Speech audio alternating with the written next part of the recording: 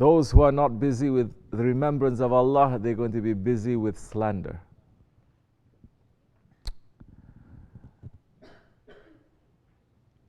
It is a sign that you are not Ahli Zikr.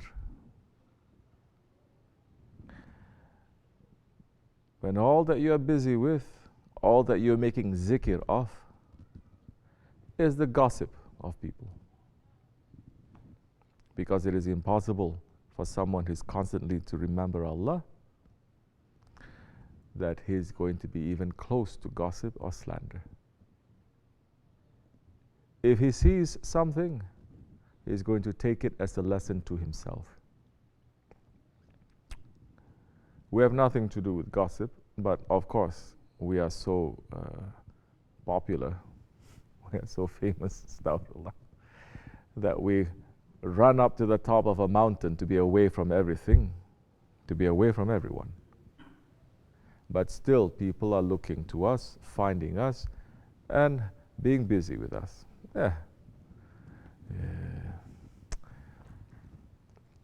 We are thanking our Lord, Allah subhanahu wa ta'ala, for that. All this is also a lesson for us, and to make us to stay on the Sirat al-Mustaqim. May we never be tricked by our ego and by other people's egos. May we always hold on strictly to the rope of our Shaykh. So somebody asked a question. That person is asking, how do I reach to certainty very fast? How do I gain very certainty very fast?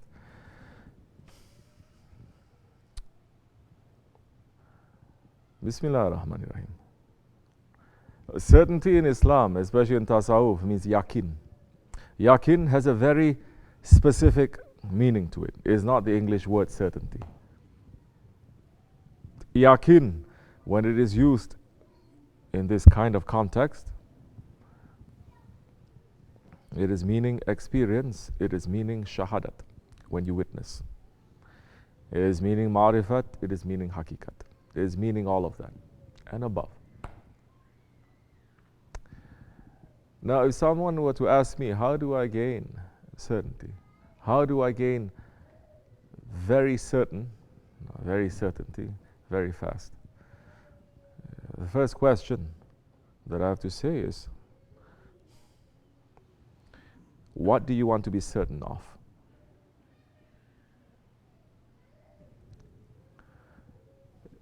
Everyone is going to say Allah. Straight away they're going to jump to Allah subhanahu wa ta'ala. Correct? Then we're going to say, then you're missing the Prophet. How are you going to cut away certainty of the Prophet? Alayhi salatu wasalam. You getting the answer now? You're going to jump to the Prophet alayhi salatu wasalam to have certainty of Prophet. How are you going to jump when you're not certain of his waris, his inheritors? How are you going to have certainty of his waris, his inheritors? The awliya Allah, your Shaykh. How are you going to have certainty of your Shaykh? Oh, then you understand how to have that certainty. It is a lifelong process. As much as you are going to sacrifice, you're going to have certainty. As much as you are going to live the life of a shaheed, that time you will be. Otherwise, this is just talk. Because to reach the certainty of your Shaykh, we just finished the khutbah. And what is the khutbah saying? What is the most important thing in the khutbah that is speaking to you? We're asking our murids every day about the sohbet and about the khutbah. Because people are just sitting and they're listening, but it's not reaching into them, definitely it's not reaching to their hearts. But you have to take something away. It has to hook onto your mind and your heart. It has to be something. If it makes sense to you, it's going to give you energy. You're going to chew on it. You're going to remember. You're going to think on it. It's going to start expanding. through the week until the next time you have the sohbet or the khutbah. If that doesn't make sense to you, if there's a question there, definitely is going to hook and you're going to try to find out the answer to that through the whole week or until you see your Shaykh. So what is the khutbah saying? What is the thing that is important there, that is speaking to you? Continue your Shaykh's mission. And what is our Shaykh's mission? And how did he reach to his mission? What did he do? He sacrificed. He sacrificed. It is not talk, and it is not easy. The whole world is going to hate you. Your family will not understand you. Your loved ones will not understand. Definitely the whole world is going to look at you. You just want to remember Allah and to be a good one, but the world is going to look at you either as a crazy person, and that is very positive, or as a shaitan. Either as a mazub, a person who has lost his mind, or someone possessed by shaitan. If you get any one of these titles being in our way, know that you got the first naqsh of our Shaykh. You got the first seal. Because all his life, he is known as either a mazub or a person, astaghfirullah lazim wa atubu ilayh. They're saying that he is shaitan. They're saying we are a gathering of shaitans. They're saying we're making a zikr of shaitan. And I'm not talking about kafirs calling us this. I'm not talking about trum, bum, dump talking about this. I'm talking about Muslims. I'm talking about tariqat people. Because those ones, they're not busy with Allah. They're busy with slander and gossip. Because if you're busy with Allah subhanahu wa ta'ala, you're not going to be too busy with this.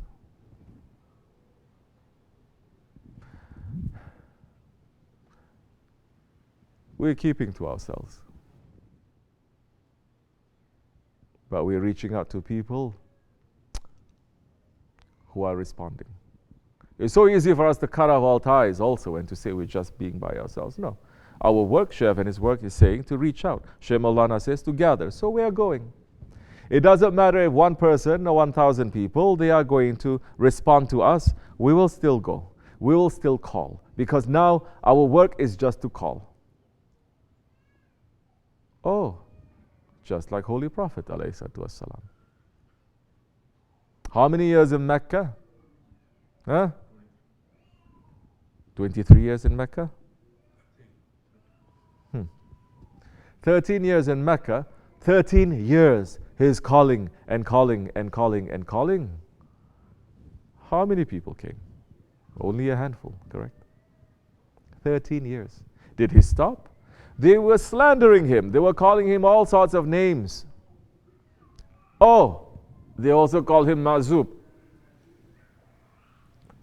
That he is crazy. Oh, they also said he is possessed by shaitan. But did he stop? Did he care? No, he didn't. He continued.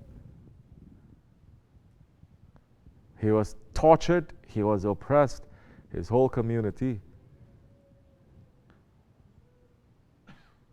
They started to sacrifice for him.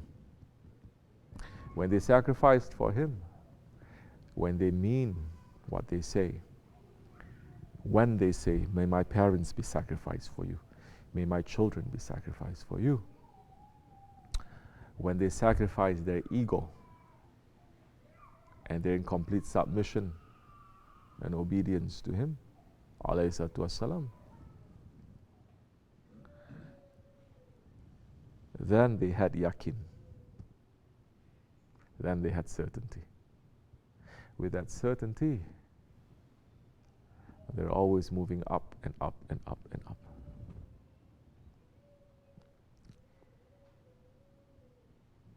So you're asking me a question, how are you going to achieve certainty? First you have to know, what do you want to be certain of? So many Sufis ask this question, and if I ask question to them, what do you want to be certain of? So many is going to say Allah. Suddenly they became Wahhabi in split second, from Sufi to Wahhabi. Allah. What happened to Prophet? 124,000 prophets there. What happened to Habibullah alayhi salatu wasalam? Remember, his reality is in divine presence. If you say you have already reached him, then you've already made the Miraj. Then you were in the station of Qaba Qawsain, that you have traveled hundreds and thousands of light years alone to be there. So you have not, we have not. But Allah subhanahu wa ta'ala is saying, hold on together to the rope of Allah. There is a rope to reach us there. Through his waris, through his inheritors, for those ones who are teaching us about the Prophet alayhi salatu wasalam. Be certain of them. And the way to be certain of them, this is the way. It is a way of sacrifice. It is a way of understanding yourself. It is a way of understanding what is it that you need to sacrifice. For some, it is easy for them to give up from their families, but it's not easy for them to give up from their bad habits. For some, it is easy to give up from their possessions, but it is not easy to give up from their pride.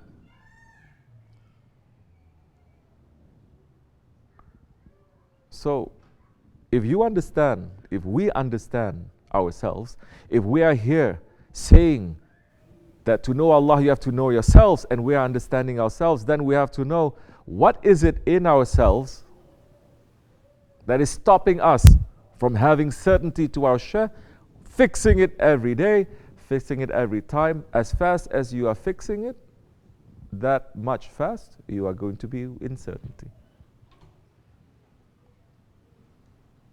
Well, let me tell you something.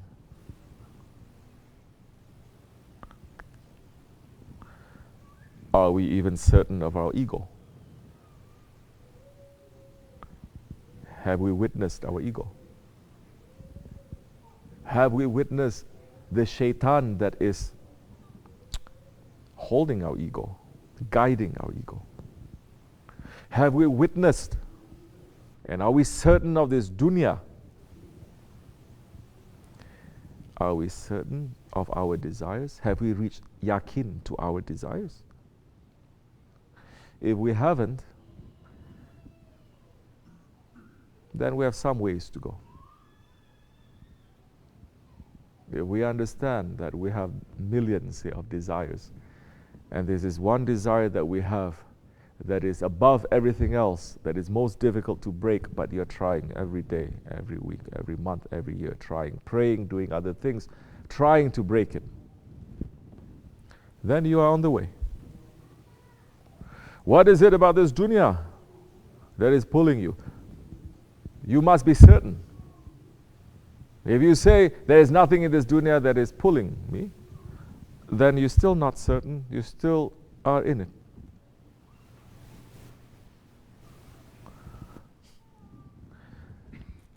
Because in this way, the sincerity, it is very important. Don't look, oh, I'm only making one step, I'm making 2 steps. You make 1 step sincerely, then it is very easy for them to take 10 steps to you. But you have to take that one sincere step, and you have to work on it. It's very easy for them. It is very difficult for us, maybe. Very difficult. Sometimes we cannot get rid of those things whole lifetime, correct? We cannot. Let's be sincere. But if we are sincere and we are certain of our Shaykh, that time is very easy for them to take us. As long as we are working against to our ego. The minute we are giving in to our ego and letting it, we're giving in to the ego of other people. It's not just your ego. When you are giving in to these desires or this dunya, and it comes with hundreds and thousands of tricks. In these days, people are saying, no, no, no, I have no ego. So easy they're saying that. Person who says he has no ego, that is showing their ego, is up to Sidratul Muntaha. It's like the person who is drowning and he says, what? I'm not thirsty. He's filled with water, but he doesn't know.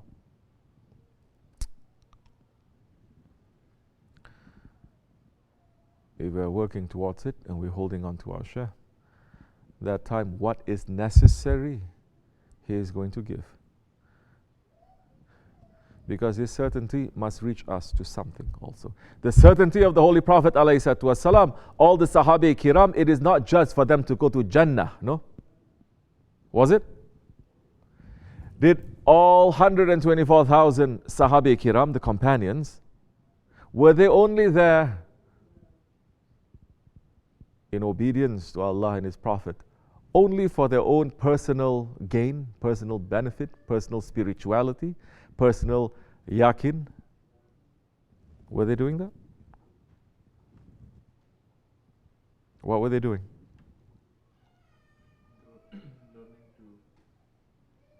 benefit other people. That's one of the things. But no, that's not the answer I'm looking for. What were they doing? Think. Connect the things that we have been talking about. What is the khutbah saying?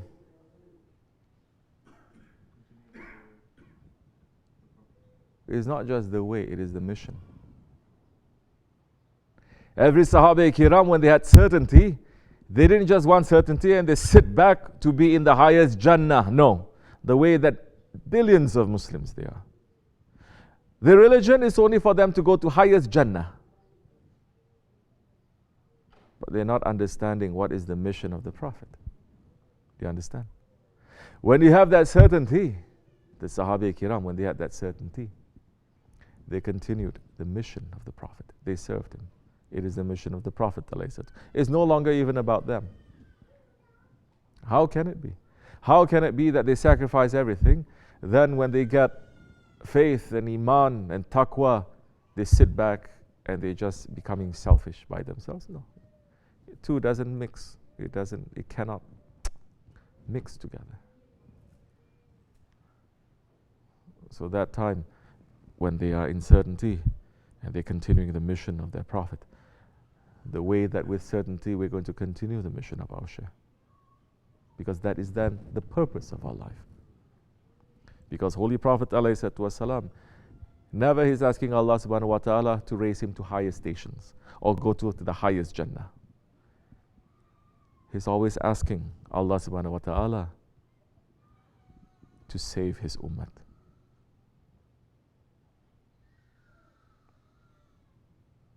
So where are we in this now? Something to think about. This much is enough. Al-Fatiha.